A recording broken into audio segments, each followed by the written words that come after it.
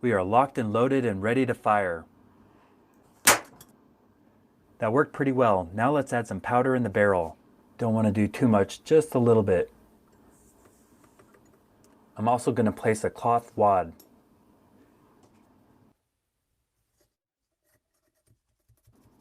We are loaded with powder. Let's see what happens.